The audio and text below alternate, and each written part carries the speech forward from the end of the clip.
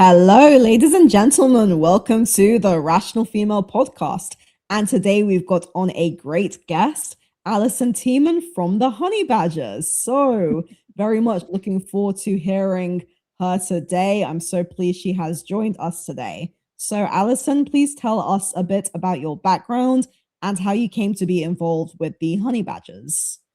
Okay. Well, my background is way back when I went to an all-girls boarding school, and you can find this story, and it's a part of my channel trailer on Honey Badger Radio. But I went to this all-girls boarding school. I was becoming very radicalized as a feminist, and my mother, when I returned home, she gave me a book called The Princess at the Window, and it was a book intended to challenge my more radical belief, and I just got hooked because it's like, men's issues is the great mysterious thing that we can't talk about. It's like a it's the hidden knowledge, like the underground currents that nobody really talks about, and that kind of stuff fascinates me. So I started reading Lionel Tiger, Warren Farrell, all of like the big names at the time, because there weren't a lot of publications on it. And then I went online and I started to talk in the at the time it was news groups.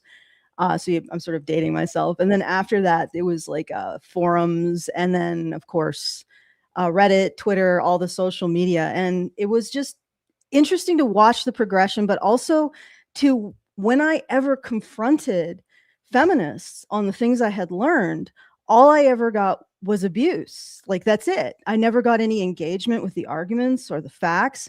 I just got abused. And I'm like, well, I don't want to be around you guys anymore. So I eventually stopped identifying as a feminist as a result of this.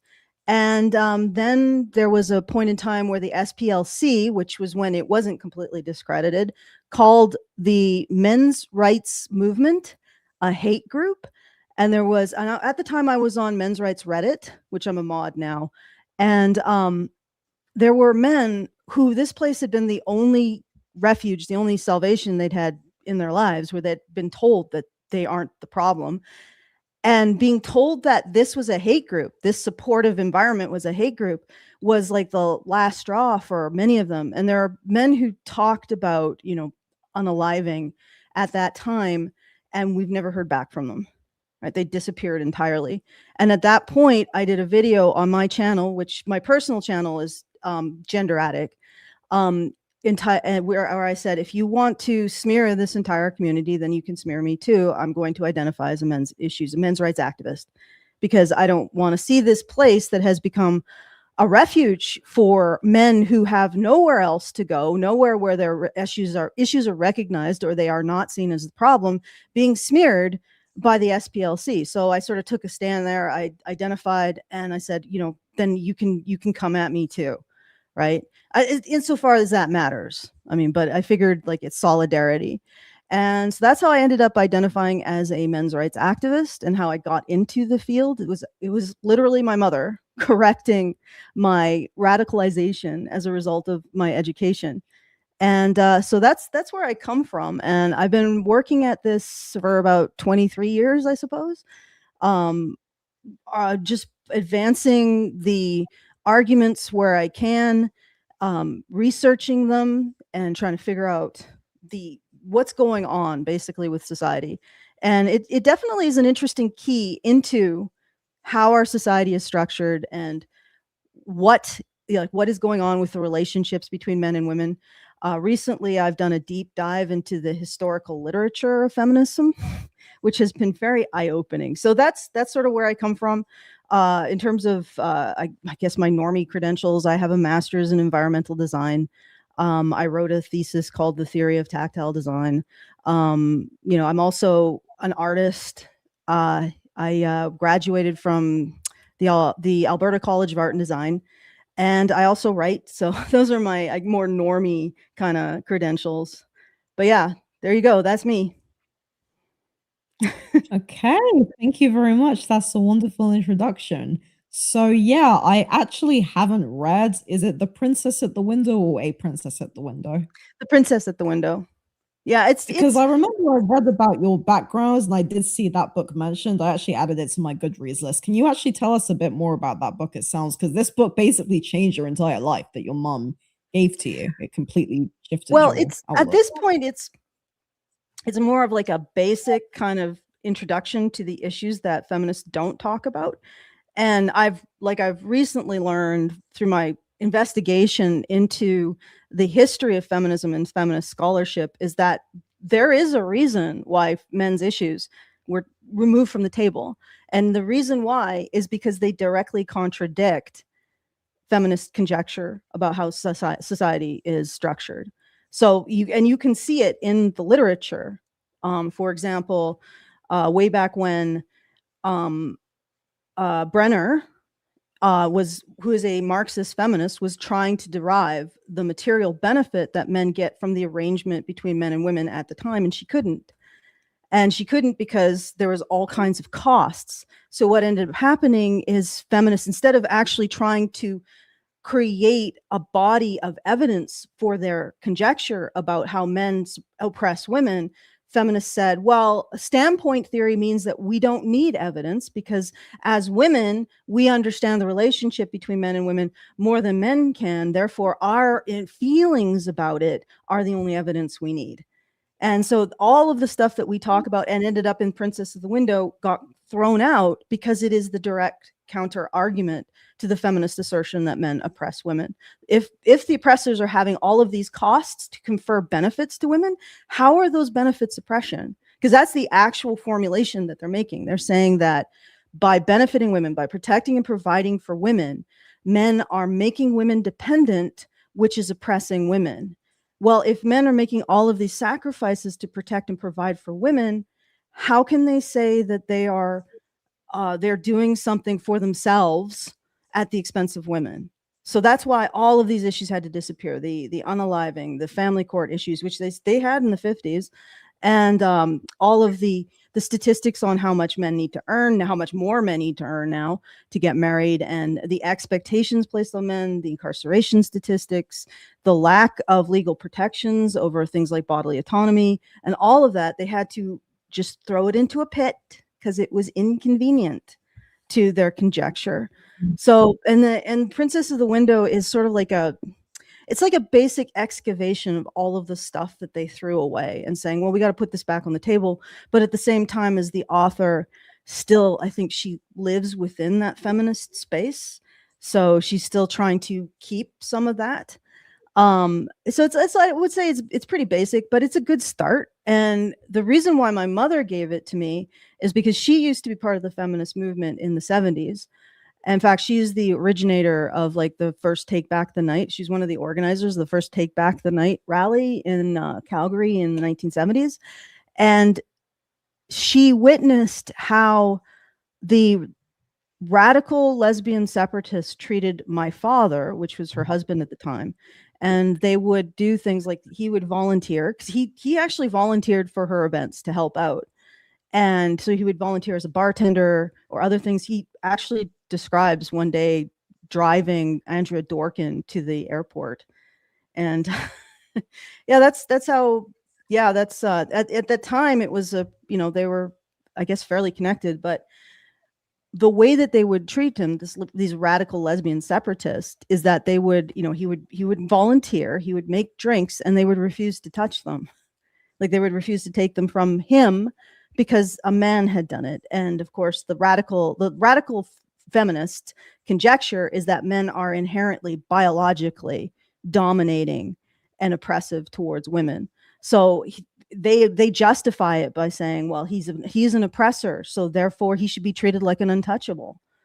And my mother was watching this, and she was very loyal to my father, so she really started to question the entirety of the feminist movement in the 70s at that point.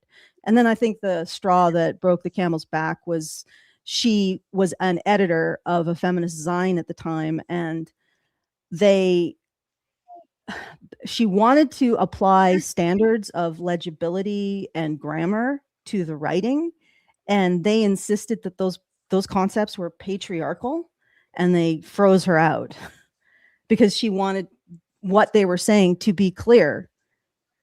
because then it would be, you'd be more able to understand what it is that they are saying, but they didn't like that because any kind of standard is something that they don't want to have to deal with. Standards are patriarchal. So she got froze out of the movement. And then she saw me getting drawn into it and gave me the book. So there you go. That's sort of the story of the book. No, that's wonderful. Yeah, I'm very glad that that kind of happened. I mean, the whole thing is pretty mad, to be honest. Yeah, so it's really good then that you ended up kind of not getting sucked into that whole narrative. And it's interesting because I also was a feminist, but I was not a radical feminist at all. I was a liberal feminist between the ages of 14 and 18. My parents have nothing to do with feminism. They're not overtly political, or at least not anymore. And yeah, I was part of my sixth form's feminist group. And I just became very kind of disillusioned with it. I was naturally very skeptical. I was going through a lot of emotional changes as well and just thinking about things differently. So I became a bit concerned. I think from what you're saying to me and from what I know of feminism, it very much is like this very authoritarian groupthink. The fact that they excluded your dad, it's like they just show their own overt biases and their own Mm-hmm. overt groupthink through their actions, through their doctrines.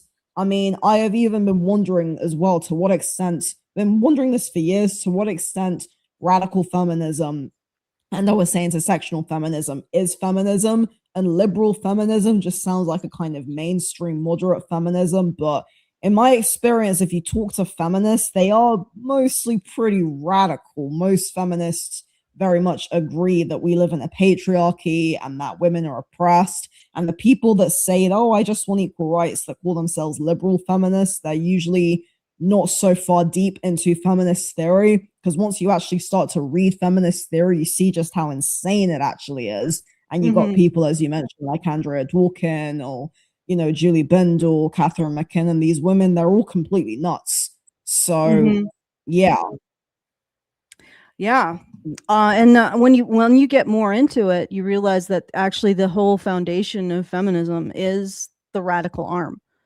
So when I'm like researching the original like arguments, the original texts and literature, what I'm seeing is that they have the Red Stockings Manifesto, and you got to read the Red Stockings Manifesto at some point because it lays everything out, and it lays out the condemnation of men. Literally that men protect and provide for women in order to oppress them and gain patriarchal points. So essentially what happened was a bunch of women in the 70s were bored and they grew resentful over their boredom.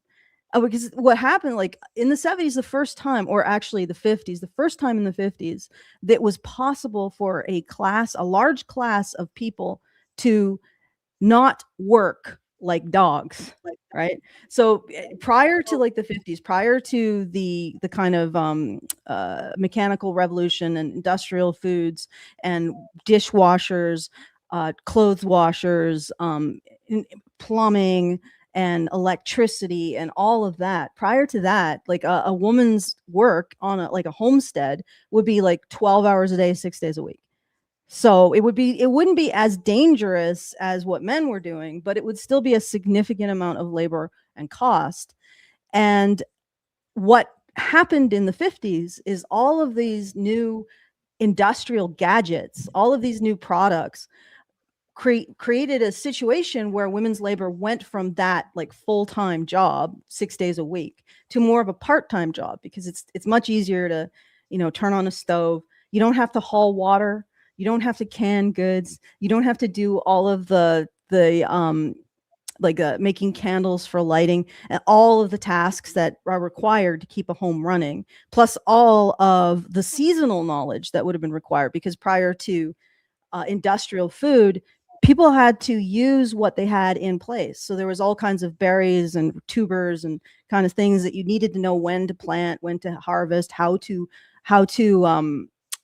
cure it so that it was edible, and that kind of how to process it so it was edible and that kind of stuff. All of that was an incredible amount of knowledge and work.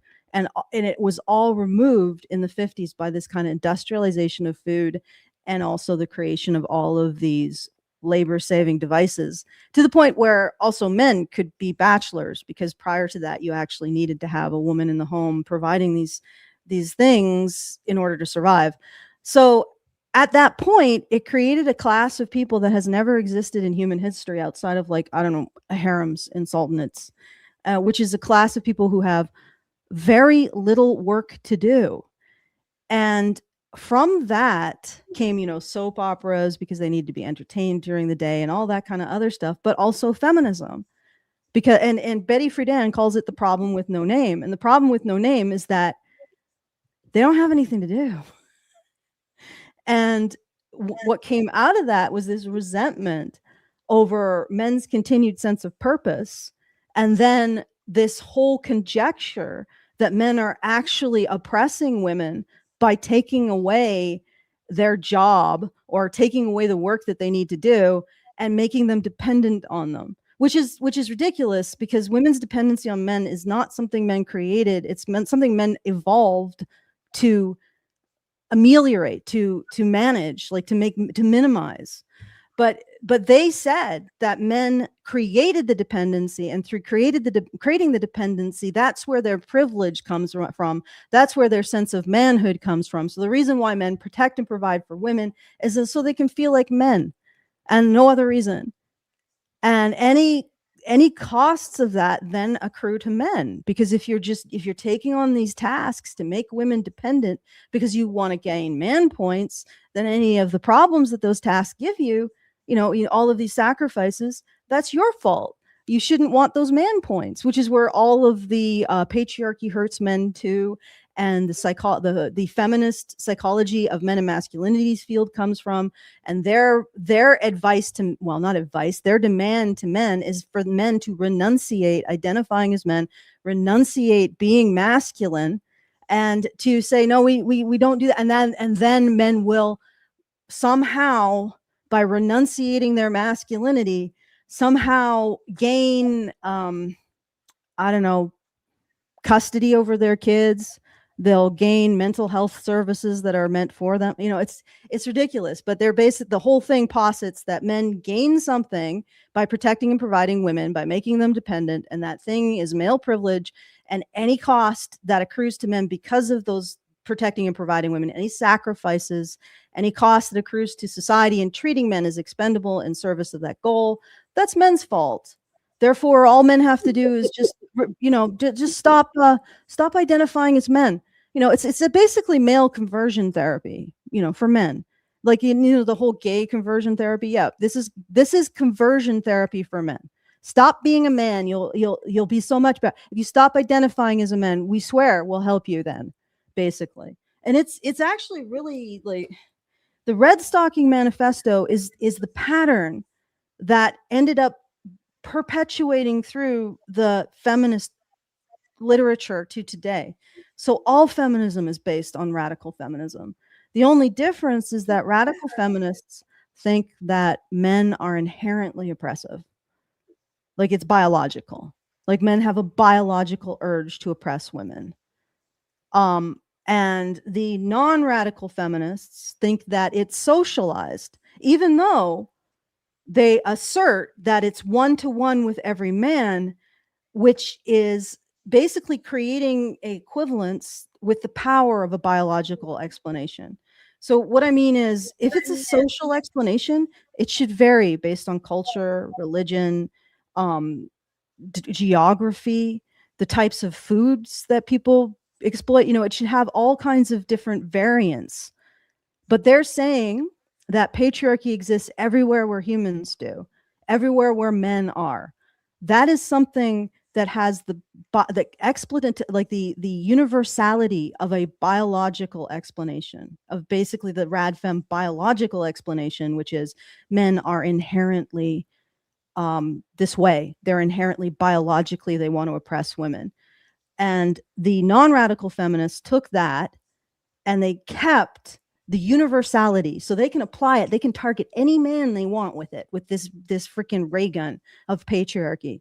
Any man they want, which can only be justified if it's a statement of a biocategory. But they say it's socialized because that gives them license to control everything. It gives them license to control policy. It gives them license to control social situations. It gives them license to go into universities and demand that freshman courses teach all kinds of feminist beliefs about men. Right? It gives them the right to go around the world and demand that international banking deliver benefits according to the feminist syllabus.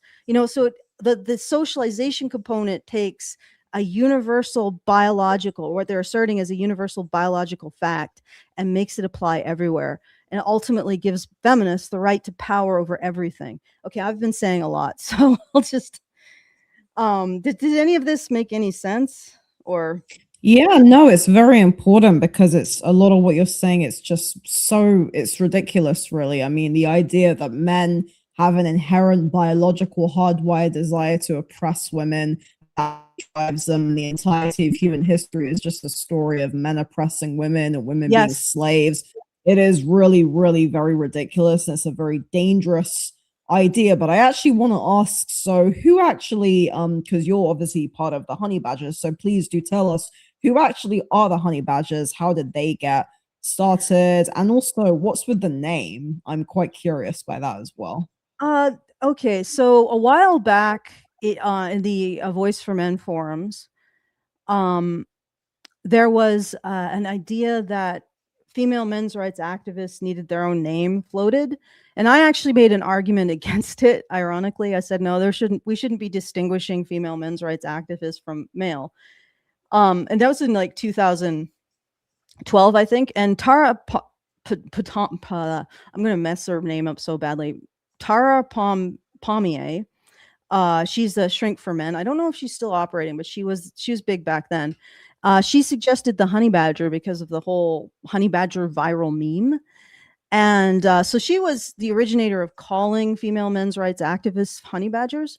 And then in like 2023, because I had met Hannah Wallen and Karen Strawn on Reddit, I decided to start a podcast in which the three of us talked about the issues, because we were both in these spaces, like doing a lot of conversation about this. And they agreed. And for a while, A Voice for Men hosted it, and Reddit did Men's Rights Reddit did promotions, and that's how it got launched. And then I ended up putting it on a YouTube, and then we sort of permanently moved to YouTube as a platform, and then we started, streaming to all kinds of different platforms as well. So that's sort of where it started. It was just me and Hannah and Karen just coming together to talk about this like once a week on Thursdays. And then in about 2000, I think 24, 25, or sorry, 2014, 15. So I'm getting my decades wrong. I brought on Brian Martinez to help me out with the production and also as a co-host. And then we've been pretty much doing most of it. Hannah still does Thursdays.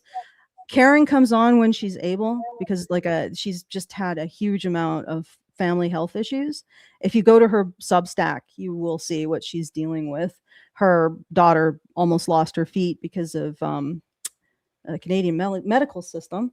But that's all in a Substack, and so it's publicly available if you want to read more about that. But she's dealing with a lot, so she hasn't really been very prominent in this space for a while. But yeah, so that's where we at. That's what it is. So we are female and minority men's rights activists in your politics, touching your stuff. That's our tagline on Spreaker. And again, we just talk about the issues. Right now, we've been talking a lot about the birth rate, the marriage formation crisis, which is, I actually think, what precedes the birth rate decline. So yeah, that's us. And we've been in operation for 13 years now.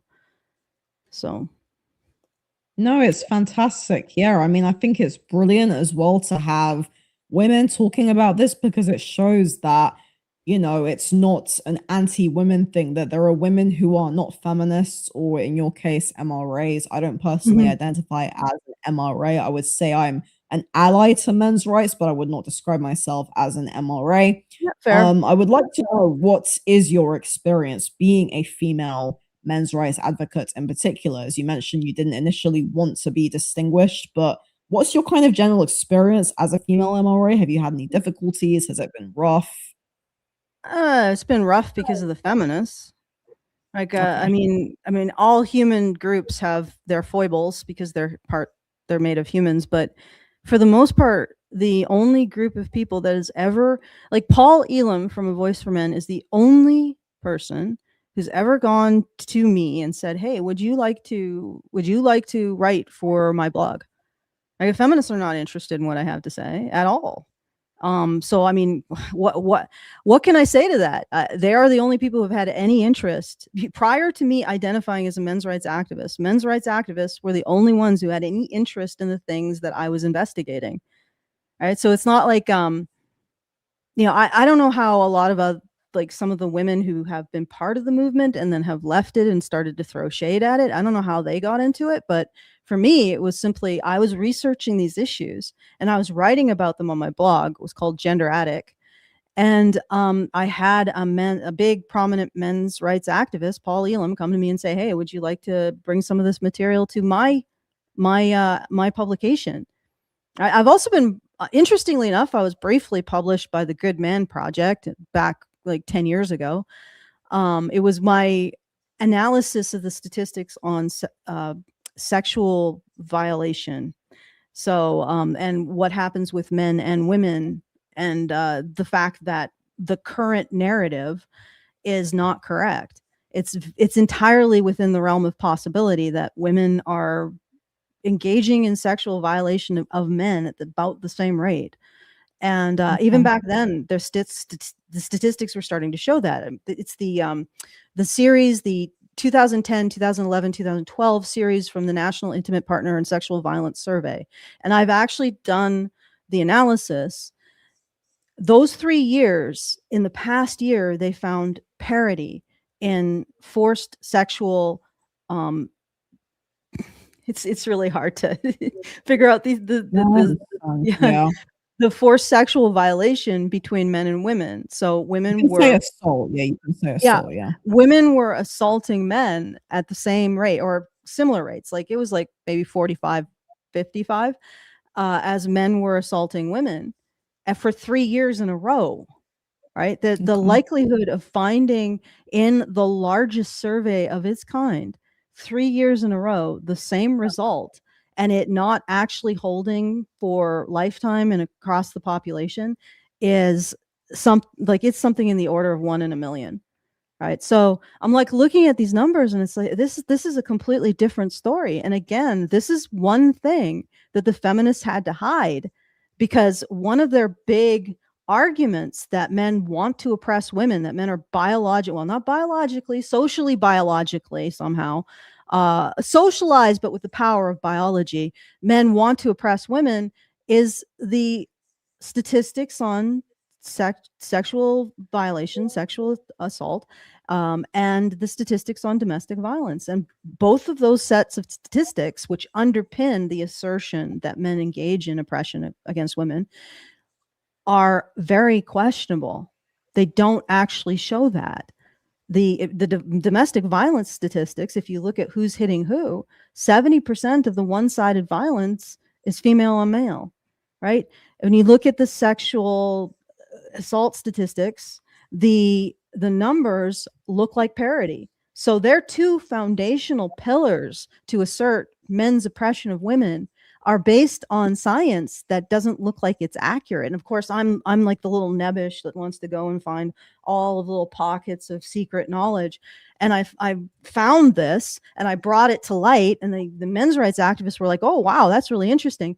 The feminists just went like feeding frenzy nuts, trying to discredit me, because these are the two pillars that they use to assert not just that men want to dominate women. Because it's like, if men just want to dominate women because they want to make sure women are, and the end result is that women are fed and protected and have a roof over their heads, that's really hard to argue as a bad thing, and men just want to feel like a man by doing it. Like, it's, but if you argue that the ultimate goal is to be able to sexually assault and physically dominate and torture your female relatives, then you've got something there. You've got some traction there to start convincing politicians to give you money and clout and control over things. So that's why that's their pillar. And when I found that, and I'm like bringing it to light, the men's rights activists were like, this is really interesting. The feminists were like, die. We want you to die. And hopefully you will get sexually assaulted and tortured and serial killed. So, so we don't have to deal with you. And like, this is the kind of stuff they would throw at me. And again, I just like forbidden knowledge. I like things that are verifiable, but taboo, right? And that really fascinates me. So that was another part of how I ended up in the men's issues sphere. So yeah, that's does that answer your question of how my the experience? My experience has been good. Like if I just look at it in terms of who cares about what I say, men's issues advocates, men's rights activists, they care. Feminists, they want me to go die in a ditch. Right? They're like, don't bring this stuff up. This breaks all of the things that we've carefully, the Jenga tower that we've carefully constructed around our theories. Yeah, my experience with feminists is that on the overarching majority, not all, but the overarching majority, very, very rude, very much, if you bring them certain statistics, they will say, oh, I don't believe that.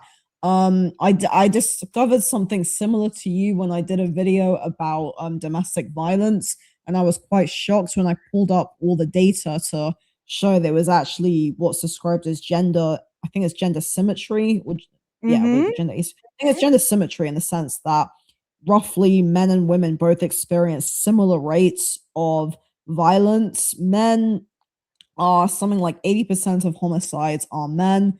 I did find that women are more likely to be victims of sexual violence, but men are more likely to be victims of every other type of violence. It's also tricky as well because, for example, if you run this through AI tools, because of the bias, a lot of them, like for example, ChatGPT, there's a subtle, because the feminism is so entrenched and entrenched within our culture in the West, and it's like if you say anything that contradicts that, even the AI tool, which makes me a bit irritated. I find Grok personally is better, although even then you have to be careful. So a lot of the information that I find, I just discover from books.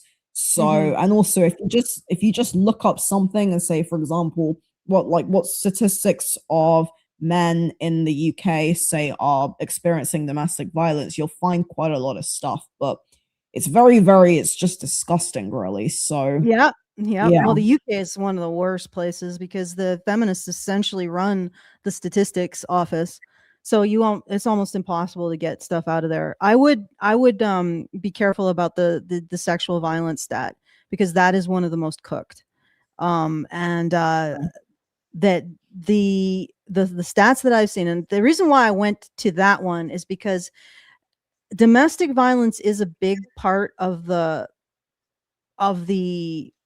pillar that keeps up feminist conjecture, but the sexual violence stuff is like the kill shot for them. So they take that and they use that to essentially frame men as depraved, as lesser, to justify their standpoint theories that men can't possibly understand the relationship between men and women. Therefore, women's emotions about the relationship between men and women are the only facts that can be recognized about the relationship between men and women. So they really drill down on the sexual assault statistics, and they're all over in there cooking them. So for example, Mary Koss, I don't know if you've heard about this. Mary Koss was a consultant with the National Intimate Partner and Sexual Violence Survey, and a older blogger, I think it was Tieman or Toy Soldiers, found this out. Prior to her consultancy, the National Intimate Partner and Sexual Violence people who put that on said that men should be recognized as victims of the word we can't say on YouTube, the wine, sexual assault. They should be recognized using the word you can't say on YouTube, right? They should be recognized in that category. After her consultancy, they took that and reserved the special word for women and put men under the label made to penetrate. And then that stat was just sort of shuffled off the board and it's not reported on, which is why everybody thinks that sexual assault is something that men do. I'm not even sure that we believed that 100 years ago. I think that this is actually something that feminists created, a distortion in the statistics. As you can even see in like the Bible, they recognize men as victims of sexual assault, right? You know, you have the guy with the multicolored cloak.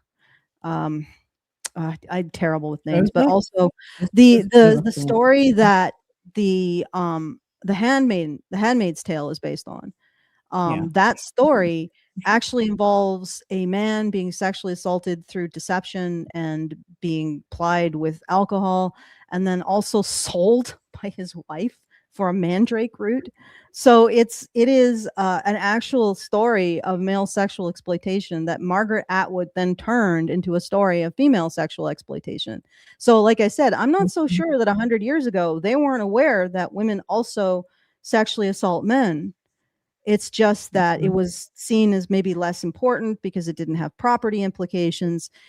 And now, because of feminism, we don't actually recognize that women are perfectly capable of sexually assaulting, possibly, most likely at the same rate as men. So, like, I'm be careful about the sexual assault statistics because you really have to be on the ball when you're looking at them to figure out what they've done to manipulate and change how people perceive sexual assault and domestic violence. And yeah, it definitely requires a lot of elbow grease, shall we say, to figure out what they're up to. And a lot of people aren't up to just like spending that much like single-minded effort on it. Okay, so now I'm not recalling the question. I've gotten you into a No, it's rabbit hole. okay. So, do you consider yourself personally red pilled? And what does this term Oh, mean I don't to know what you? red pilled means anymore. Okay. Yeah, you'd Yeah. have to define red pilled for me. Well, Um, that's why I'm asking, because I think it seems to me that there's a lot of labels. There's anti-feminism, there's mhm, men's rights, there's the manosphere, there's the red pill. They're all kind of under the same umbrella, but I think different people have different views. Like we spoke a bit before, I do consider myself an anti feminist, but I do not want to be affiliated with the likes of Andrew Tate or Pearl Davis, who I consider to mhm, be just vile human beings. It's funny because you mentioned earlier about, women, like feminists almost making a case for like, men wanting to just abuse women. It's like feminists seem to think that all men are like Andrew Tate. mm. And I don't have anything in common with those people besides the fact that I'm against feminism. I actually think that they're kind of hurting the cause that people like yourself and Karen Strawn and Cassie J and Janice Fiamengo and Paul Elam, I feel like because they've got such a loud voice, I feel like that's hurting the cause Well, because, the thing is, yeah, I don't know. you have to understand that they're chosen by like they have a loud voice because someone gave them the platform, and the people who gave them the platform are the very people who say, look at these guys, look how horrible they are. Now, I mean, like 10 years ago, the media was saying that about Paul Elam, right?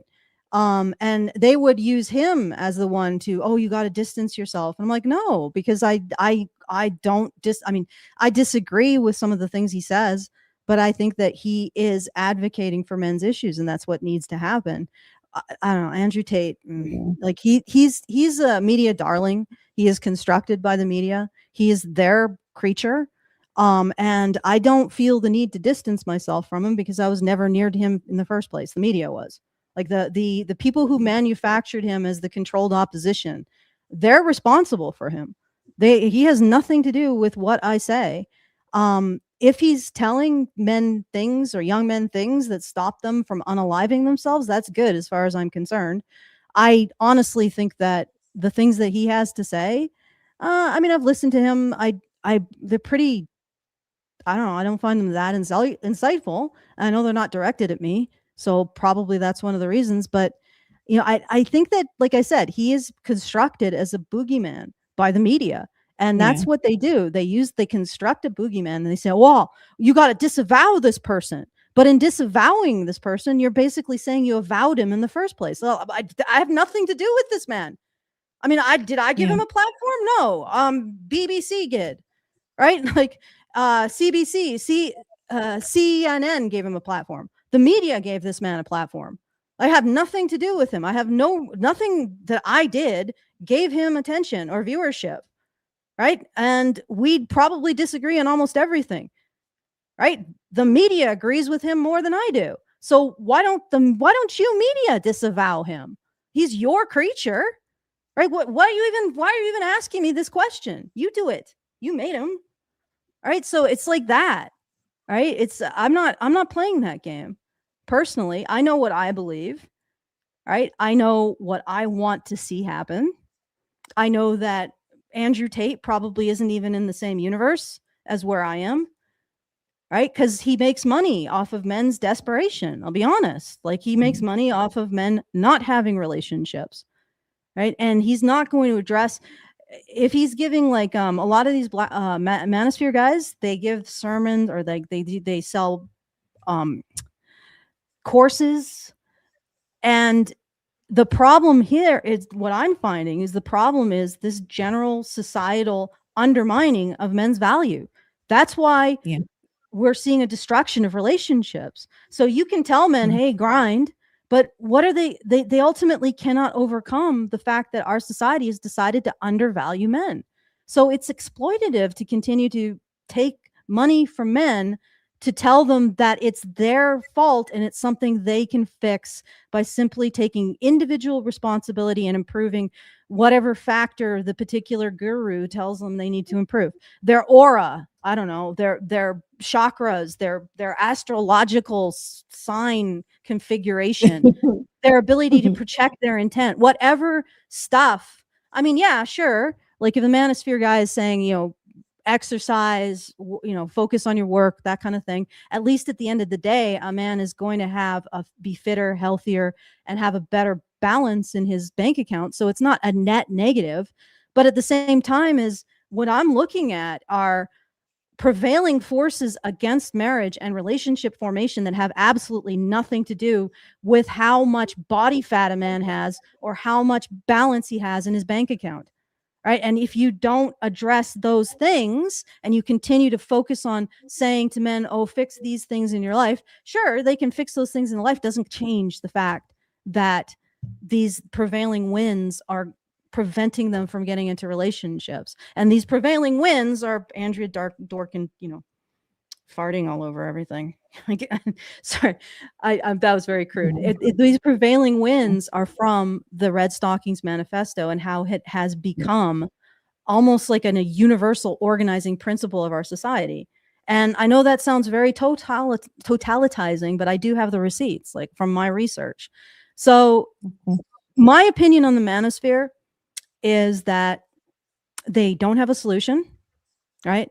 They don't recognize that the solution comes from getting rid of the people who are undermining men's mate value, getting rid of their influence on society. And until we do that, then women are going to constantly ratchet up their expectations, right? They're just going to constantly increase because the value of a man himself is negative, right? So, and if we don't do that, then men are always going to be trying to hit a moving target, which is going to exclude more and more and more of them over time.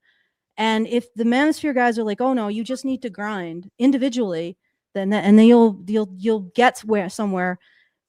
I think that's wrong, right? And I think that's a way to make money.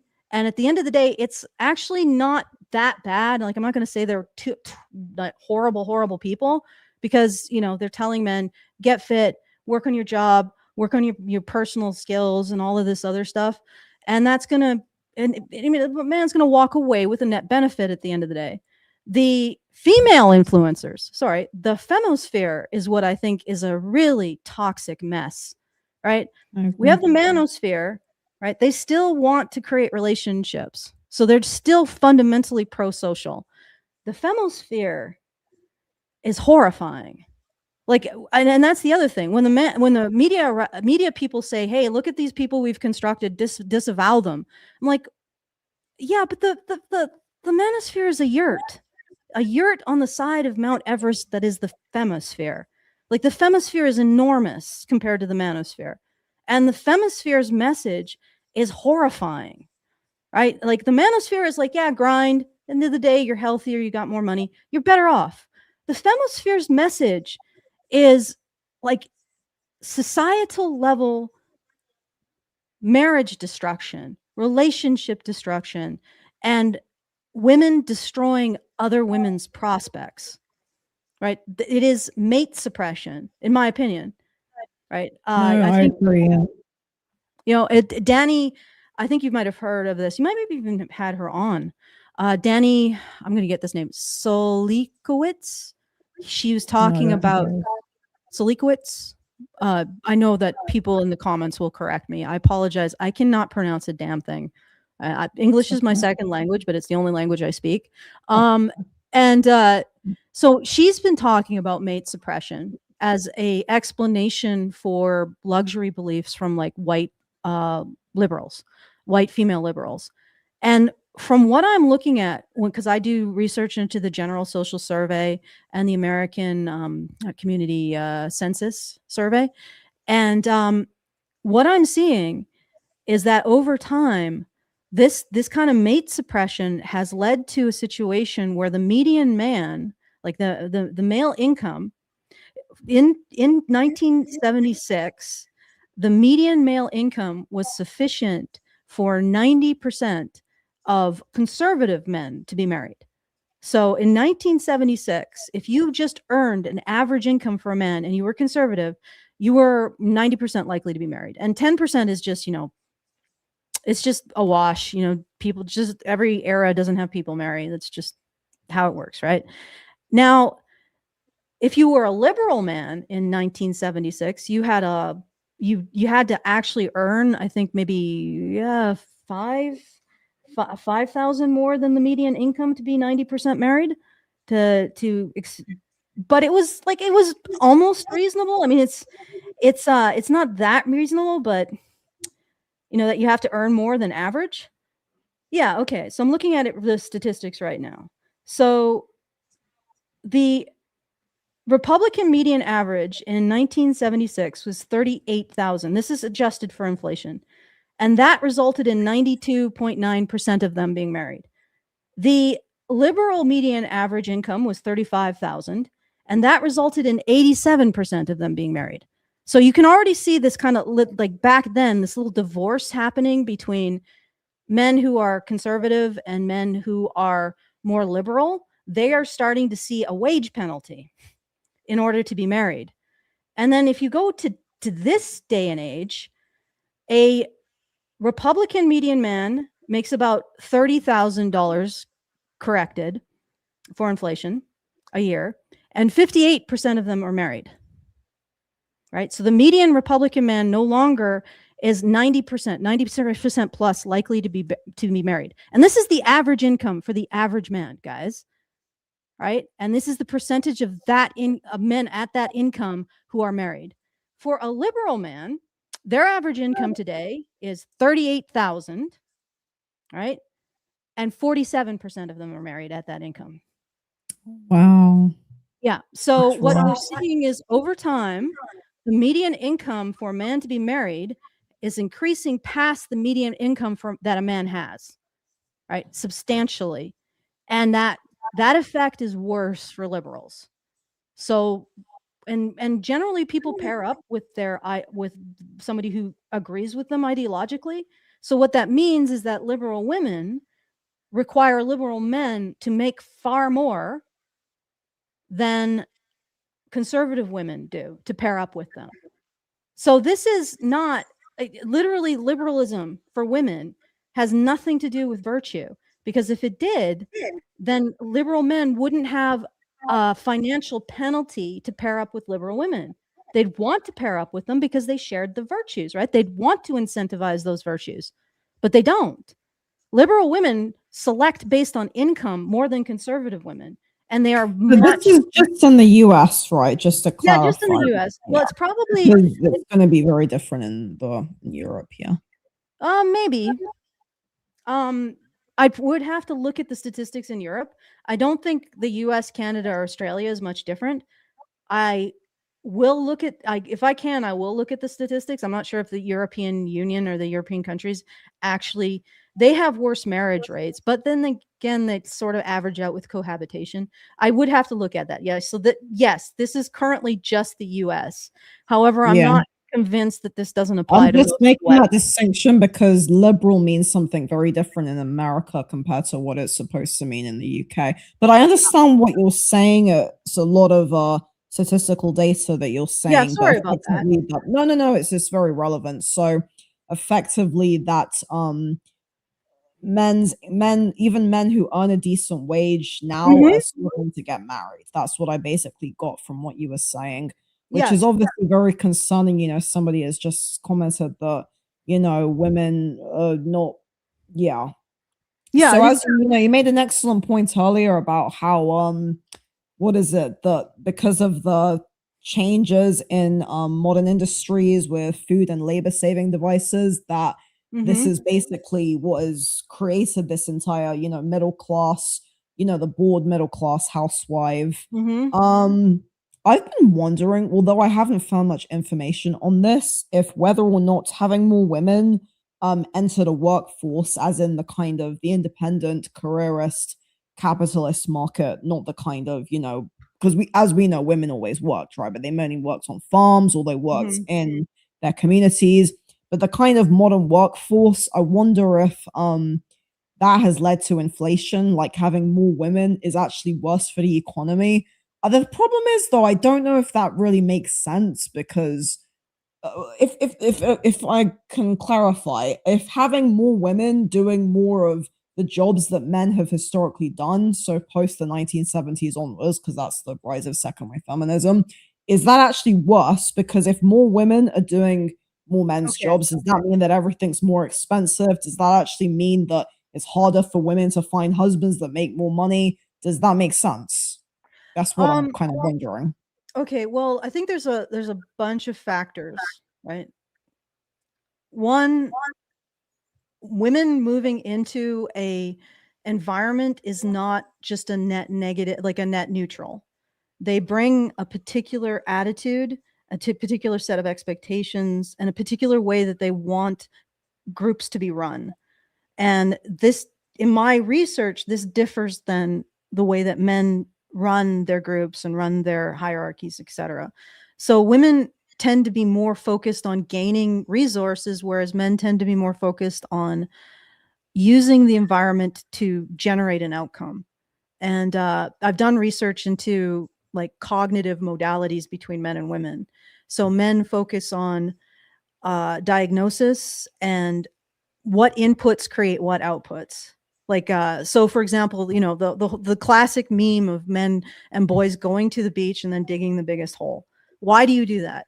Just to dig the biggest hole, right? Just to see what you can do. Just see the limitations, like the breaking point. When does the water come up? What happens when it fills in? That kind of thing. So just figure out what inputs create what outputs. Whereas women prefer to create an environment where it's about signaling your position, understanding where you exist within a relational web. What's your relationship to this person? What's your relationship to that person? Do you have access to these resources? Who has access to those resources? Are they fairly distributed between? So it's like women think in terms of a relational web, and their cognitive process goes towards decoding the relational web and creating a topology of where people sit, what their status is, what the resources they have access to, what their relationships are with each other, and navigating that relational web. So it's two different cognitive styles. And just for full disclosure, the way that I discovered this is I looked at how men and women write, actually. So when you give a man and a woman a blank piece of paper, what do they attend to? What do they talk about? What interests them? What compels them to write about? So I looked at like hundreds and hundreds of books over like 400 years. And that's where this sort of fell out of. So when you do that with women, they attend to the relational web and the statuses between people and how people interrelate and they construct a relational topography. When you do that for men, they want to look at what inputs create what outputs, how to interact with the environment to figure things out, and how to do the thing. So they look at systems. And I call it operative versus relational modalities. When you have a net influx of women into environments that are operative. Oh, okay. Our guest seems to have just randomly vanished. Um, okay. Let's wait for a few seconds and see if she returns because that was very, very interesting. Okay, our guest has vanished, and I was really, really like listening very intensely. Well, thank you very much, everyone who has tuned in today. This has been really, really fantastic. I'm just oh, she's come back. Okay, well, let's continue now. We've got a few minutes left anyway. This because of there's some uh weather moving in. No, So that's fine. Yeah, you're fine. Just continue. Yeah, we're actually coming close to the end, but please continue because it's very. You're saying some fantastic stuff, by the way. Really, really brilliant, eye-opening stuff. okay, so the question that you had was, is it okay for women to move into men's sphere? Well, my kind of thing that I was kind of thinking aloud about, like whether or not women entering the men's women entering like the workforce en masse in the kind of post second wave feminism, if that's actually worse for the economy, because was it actually better for women to kind of be at home and not work and work, but do like work in the house, so look after the house, look after the children, was that actually better because that was how it was for like middle class women. I wonder as well if yeah, because like if is that better, for women, because then it's like if you have that setup, does it mean that men are the ones who, men work in, men, I've heard men say that in the workforce, men, they organize themselves into hierarchies. And if you have women in there, it's where we get all of these sexual harassment laws. It's the same argument for should women be in the military. Like, I'm thinking actually, practically speaking, does it really make sense? I'm not saying whether or not I agree with this, by the way. It's more Mhm. of a thought experiment. Like, is it actually a good idea? Or because as you've mentioned quite well, men and women, they both, process things differently. We have very different structures. And Mhm. this is the thing, like you talked earlier about the whole biology versus socialization thing. I mean, from my understanding, feminism is very anti-biology. Apart from now, a lot of the radical feminists Yeah. now are saying now they're pro-biology for some strange reason. But feminism was the one that rallied against the idea that men and women were biologically different. They say gender is a social construct, and that as you said earlier, like you said so many great things, how what feminists want is to just get rid of men. I mean, for me, it's like they just want to completely emasculate the Mhm. male and just castrate the male emotionally, psychologically, probably some of them if they had their way physically. Mm. So it's quite disturbing. Okay, so Yeah, just to narrow that down, because it's a lot. I mean, maybe I should come back on at some point, but um the the the the the question of whether or not women work in the workplace, again, two different, from my research, two different cognitive modalities. They bring in two different concepts, and the problem is that when women dominate, they start to detach from the creation of actual product and the creation of actual services, right? And they start looking at things in terms of symbols and positions and relational topography. So the example that I could use is the current publishing industry, right? oh So the God. current publishing industry is insolvent, right? The reason why they can still exist is because they have a backlist of books from the past that were developed or just hit it big recently that people buy. But their current bets on the books that they acquire are actually failing worse and worse and worse.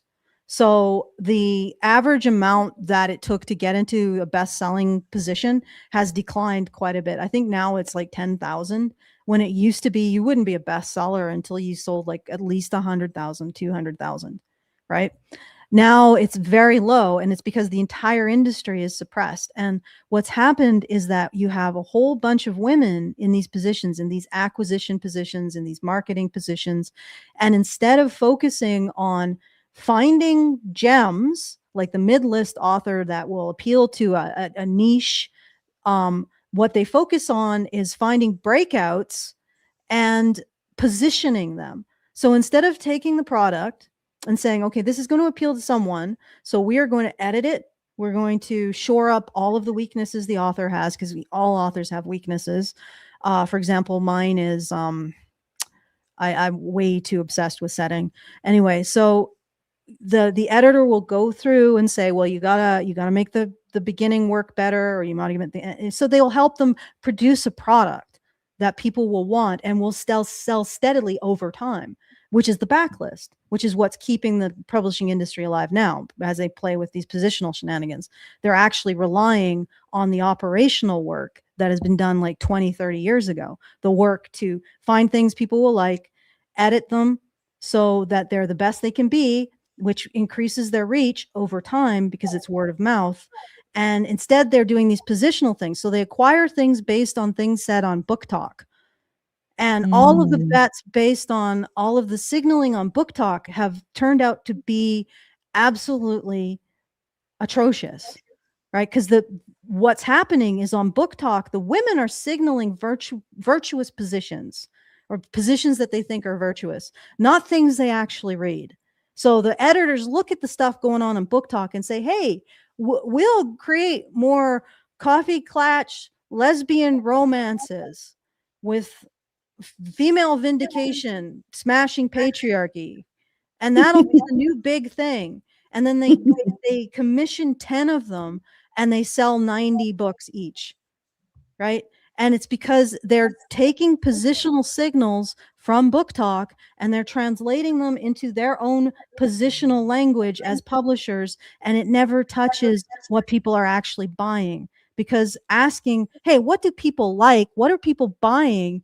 Is something that men do. Whereas women ask, what are people signaling? And then when nobody buys it, they're like, oh, I must have misread the signals. I got to go back to Book Talk and acquire more signals to base my next acquisitions project on. Whereas a man would be like, I like this. Pull something out of the slush pile. I like this, or I think that this group would like this. I'm going to take it. I'm going to take the problems it has, fix them, and I'm going to put it out there as a mid list. And that process, like literally, the current publishing industry is living off of the work men did. And some women, I'll be honest, there were some women at the time, but they also worked in that same operative environment of, does it work? Like, does it sell? That's the big thing. They're not asking that there's no correction in the positional thinking for, does this actually work? There's no point system, basically. There's only positions. So they keep acquiring books that don't sell and don't realize that, they're failing their purpose because they think it's all about positioning and signaling.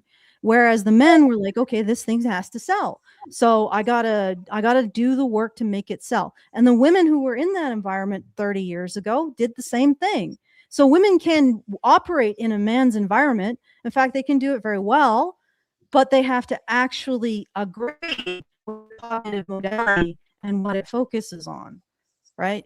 If they go and it becomes a critical mass of women in a industry, it goes from, does the thing work? Does the thing sell? Is the thing, does it not break? Right? Do people want it? Right? It goes from outside external factors confirming or disconfirming your choices to positional data. Probably why women really like Yes, I think that's why, historically, women worked very well in certain industries. As we know, women did, cheese making. There are industries women did very well. And then there are, a lot of things that men did very well. So I guess that kind of, that's a very, very good analogy with the publishing industry, which has many problems of its own. But anyway, Alison, we've actually come to the end of today's stream. Thank you so much. It has been an absolute pleasure to have you on. You have been absolutely fantastic. And I think all the viewers, are very, very happy to see you talk. So thank you everyone No for problem. Yeah. watching, and we Thanks for will be listening. live again on the 1st of September, so next Tuesday, with another guest. So that will be pretty awesome. So everyone, until next time, this is The Rational Female. Thank you, Alison, and goodbye.